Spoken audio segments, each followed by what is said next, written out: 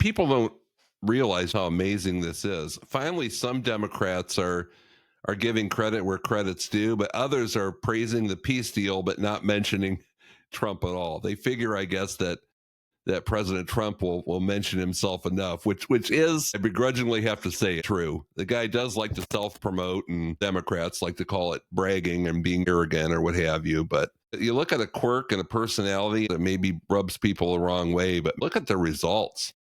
I'm a real results-oriented guy. And when you see what's happening with all these peace agreements, and you're right, the only one really left, the big one, is Ukraine and Russia. And these tariffs, man, people criticizing these tariffs, but not only are they bringing tons of money into the country and jobs, they're leveraging tools to promote and bring peace to these countries. All of a sudden, it's not about the argument you have with your neighbor or whoever you're fighting with. It's about, look, if you guys don't get your shit together, you're not going to be able to trade with the most powerful country in the world anymore. And if you do, it's going to cost you whatever you've got in your coffers in government money to do so. So he really knows how, they say, the art of the deal and blah, blah, blah, and this is that. And why did his casinos go bankrupt and all this garbage, which the casinos, all that is a different story. Bankruptcy, when you get into big corporate business, is a strategy. You know, it doesn't necessarily mean anything. It's the way to leverage, do different things. But he's running this country like a business, and foreign countries are responding to it. Now, this thing with Israel, all of a sudden, now we're going to stop Gaza and those nuclear weapons facilities in Iran.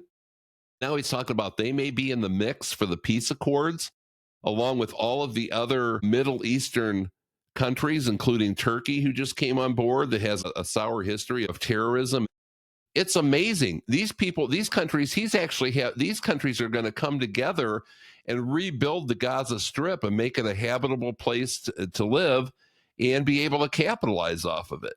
Even in government, the bottom line is money talks, and we all know what walks, right? So these guys see that they can make some money, they can do some good in the meanwhile. Everything's good.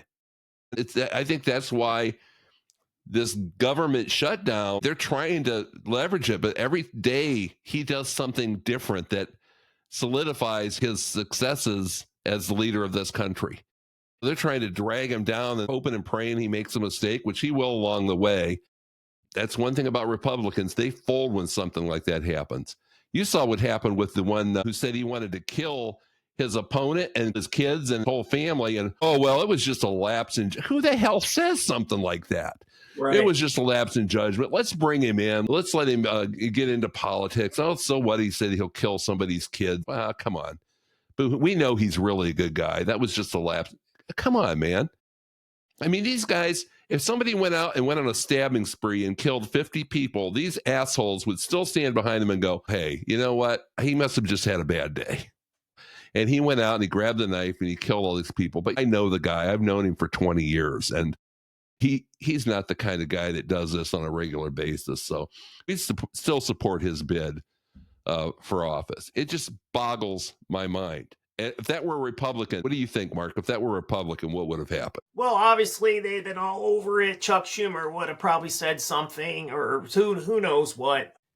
When you were talking about the gentleman who wished someone dead and his children, that should normally be political suicide. But unfortunately, in this climate, depending on what state you're in, you've got 47% of the vote practically. The Democrats could have a goat run in some of these states and some of these municipalities and would beat the Republican. It's just the way it is.